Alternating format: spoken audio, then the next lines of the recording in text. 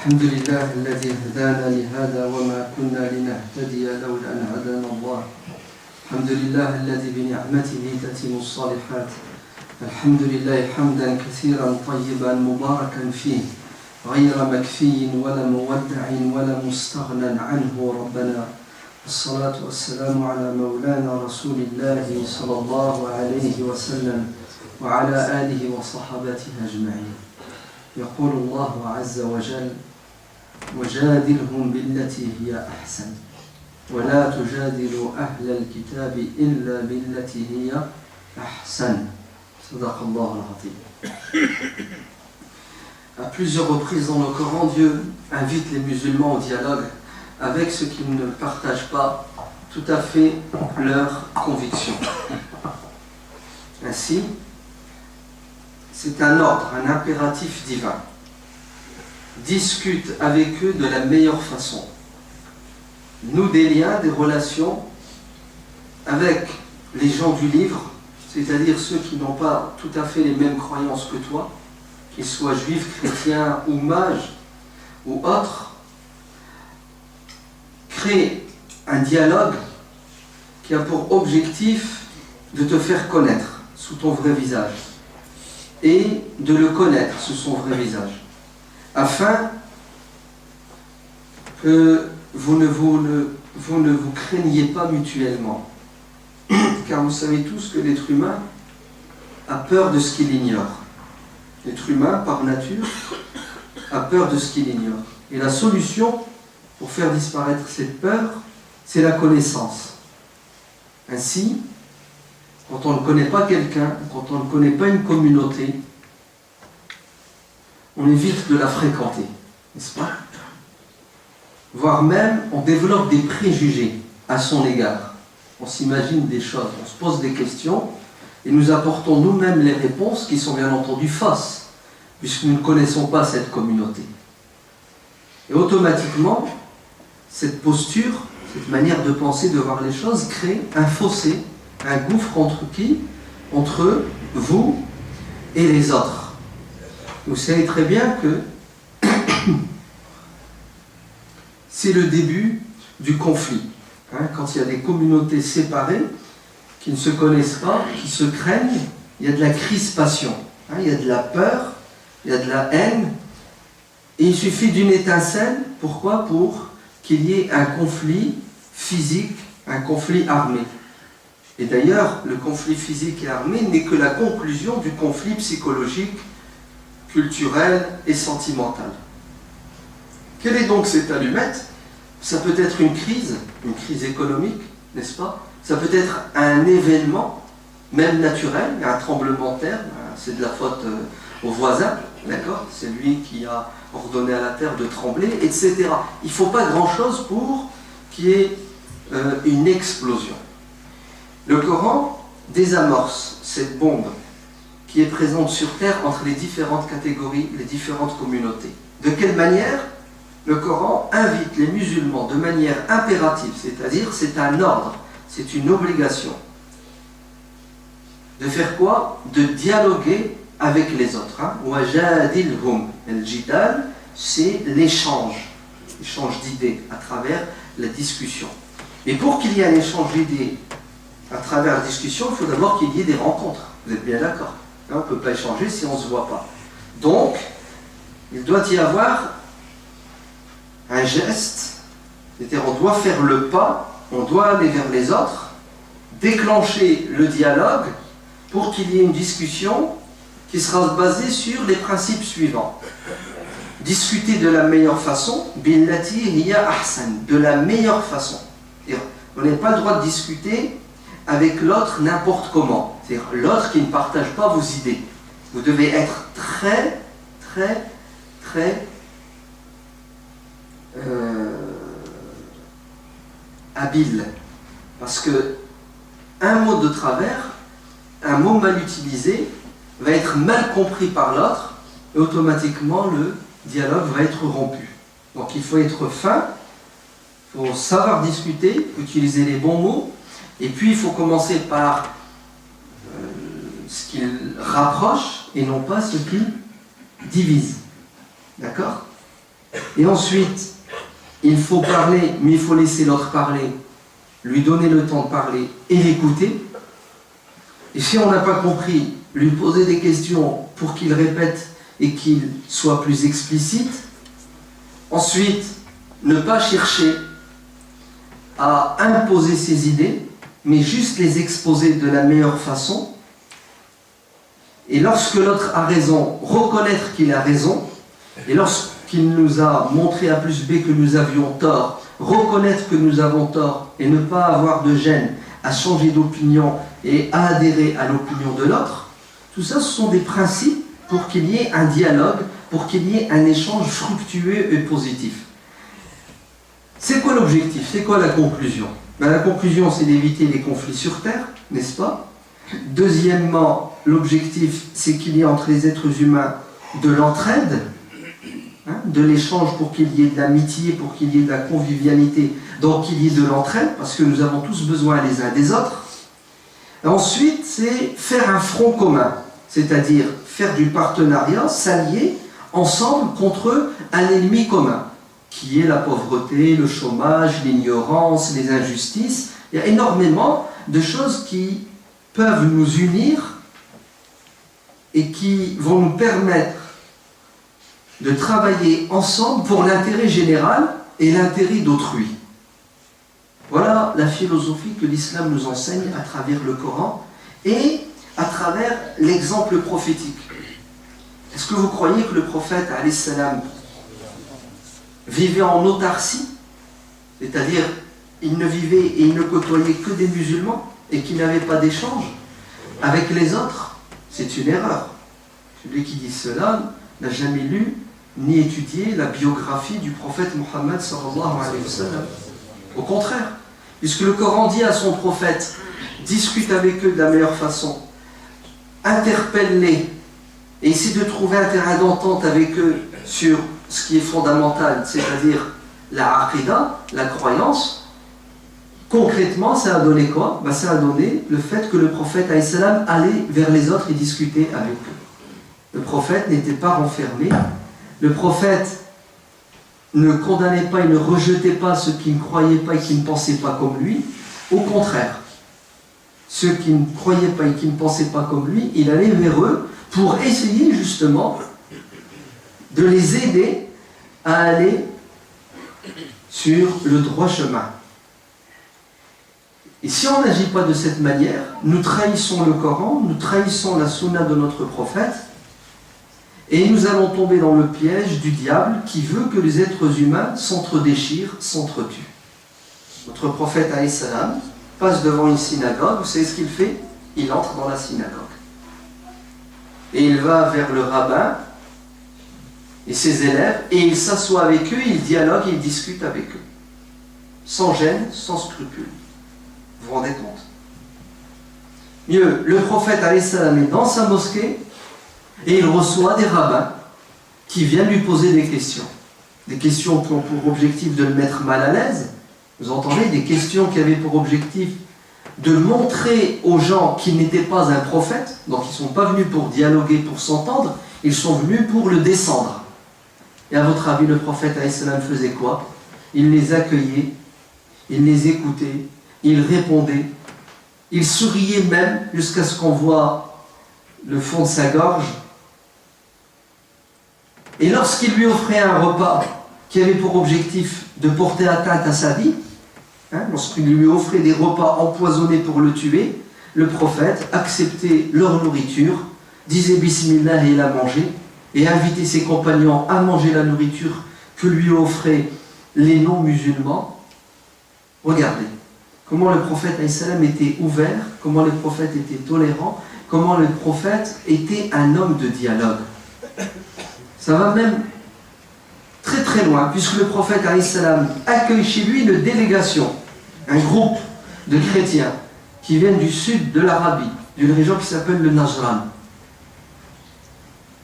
Et ils sont venus pour dialoguer. Et ils vont rester pendant 15 jours dans la mosquée du prophète alayhi salam. Et ils vont dormir dans la mosquée, ils vont se nourrir dans la mosquée, et ils vont accomplir leurs rites religieux, leurs prières, vous entendez? dans la mosquée du prophète. Les chrétiens fêtent la Pâque. Pâques, c'est pour bientôt. Ils l'ont fêté dans la mosquée du prophète, alayhi salam. On n'a pas de gêne, vous comprenez, on n'est pas compliqué ni complexé. On est ouvert à tout. Vous savez pourquoi? On doit être ouvert à tout le monde. Parce que notre objectif essentiel, c'est d'ouvrir les cœurs des gens. Vous entendez? Pour mettre dedans une parole. La ilaha illallah, Muhammad Rasulullah. Et si on n'a pas une ouverture d'esprit, si on ne sait pas écouter, on ne sait pas dialoguer, si on ne sait pas accueillir et recevoir et échanger, jamais on ne pourra semer la bonne parole. Et croyez-moi qu'un geste peut changer, transformer une personne. Une parole peut changer, transformer une personne. Et c'est exactement ce que le prophète alayhi salam a réussi à faire, puisqu'il a accueilli chez lui, dans sa mosquée, dans sa maison, vous savez qui? Adi ibn Hatim. Et c'est pas n'importe qui, Adi ibn Hatim. Adi ibn Hatim, c'est le fils de Hatim al-Taï. Hatim al-Taï a une réputation légendaire.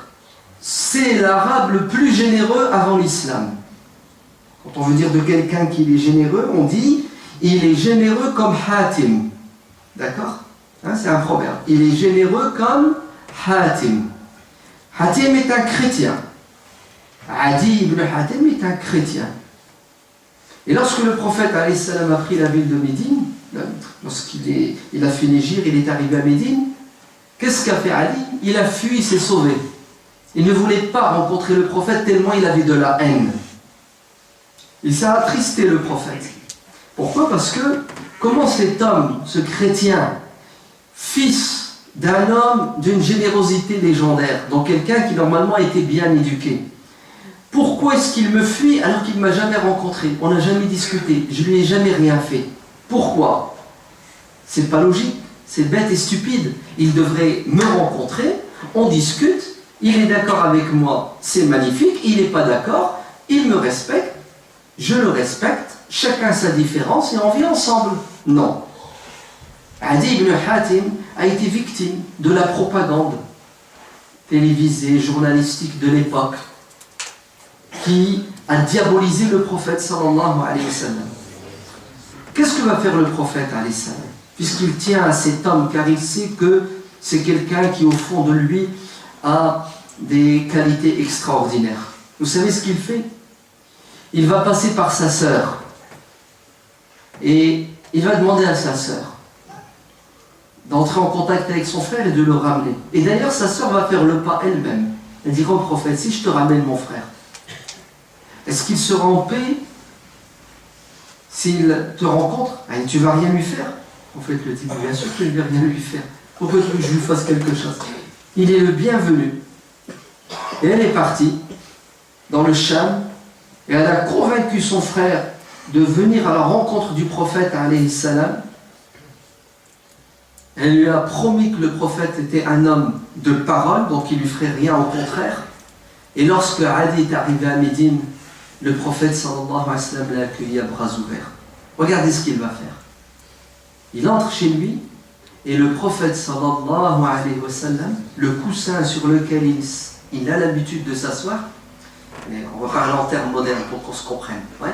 Le prophète fait rentrer Adi dans son salon et il lui donne sa place.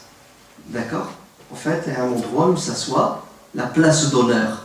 Il lui dit: tiens, il y a Adi, allez. Le prophète s'assoit, même le sol, le coussin sur lequel il avait l'habitude de s'asseoir, il le prend, il le donne à Adi pour que Adi s'assoie dessus. Vous avez vu l'hospitalité, vous avez vu comment le prophète met en valeur. Et Adi le dira, il a dit que ça l'a touché. Cet homme qui est considéré comme prophète par son peuple, entre guillemets, qui est vénéré, cet homme qui, il se comporte de cette manière. Normalement, les rois, qu'est-ce qu'ils font? Ils accueillent les gens sur des trônes et les gens doivent faire des courbettes devant eux. Non, là c'est le contraire.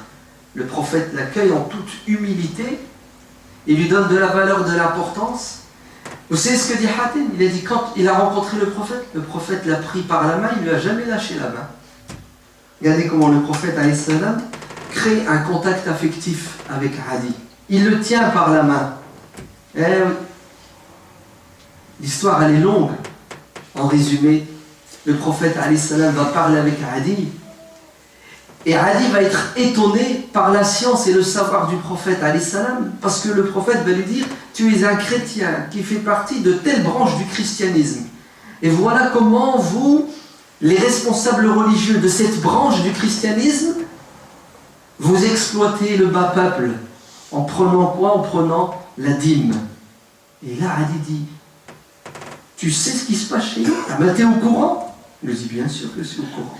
Vous avez vu la culture, le savoir du prophète alayhi salam, comment ça a été une clé pour entrer dans le cœur, son comportement, son accueil, bref, sa politique, sa philosophie de l'ouverture et du dialogue. Résultat, vous savez quoi? Adi ibn Abi Hatim va devenir musulman.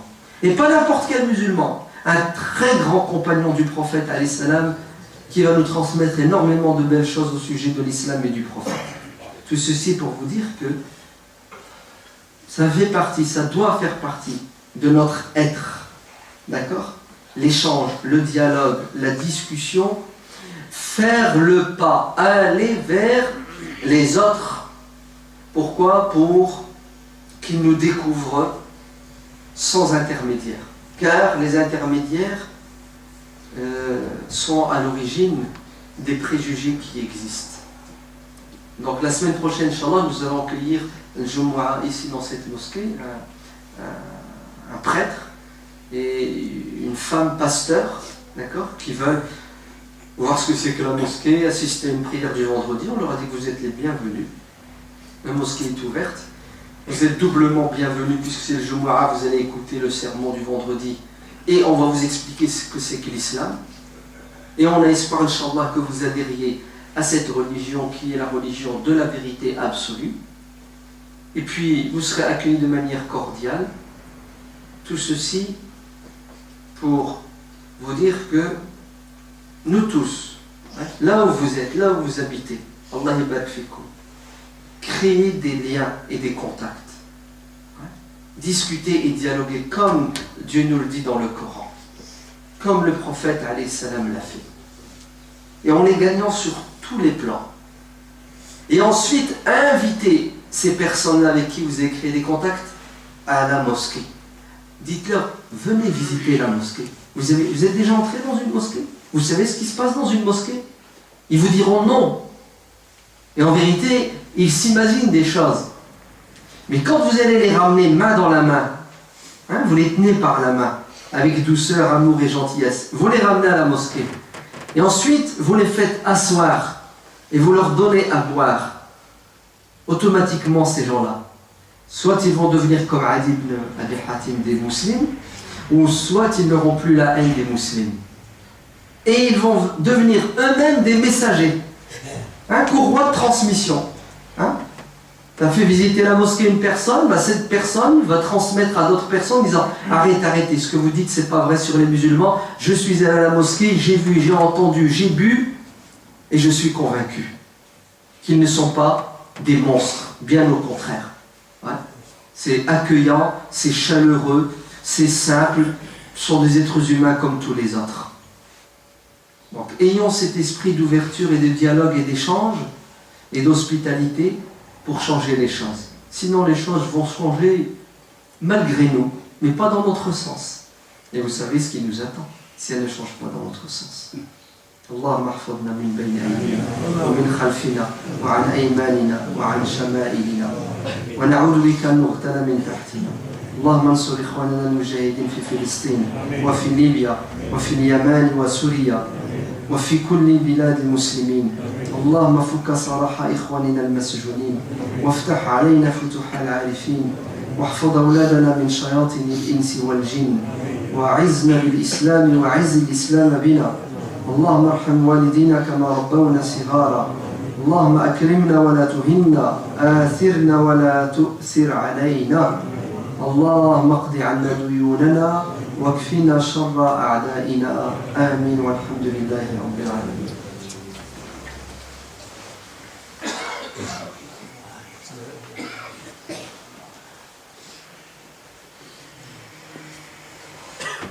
Alhamdulillah, salatu wassalamu ala rasulillah wa ala alihi wa sahbihi wa man wala.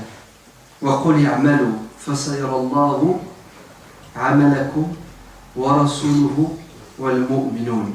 Dis, agissez.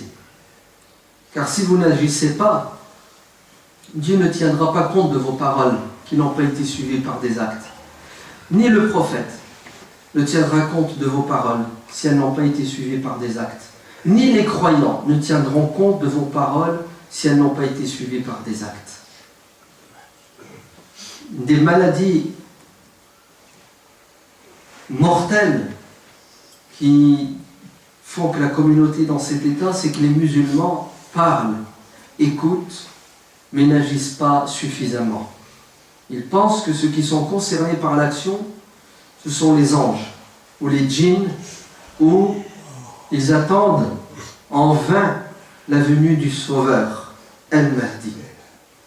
C'est une approche erronée de la religion. Nous sommes tous concernés par l'action. Vous, croyants, vous devez agir.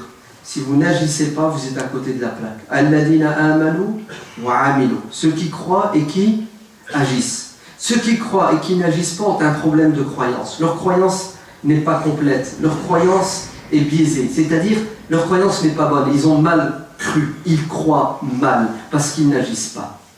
Ça n'existe pas chez nous de croyants non pratiquants. Celui qui ne pratique pas commet des péchés plus ou moins graves en fonction de ce qu'il ne fait pas.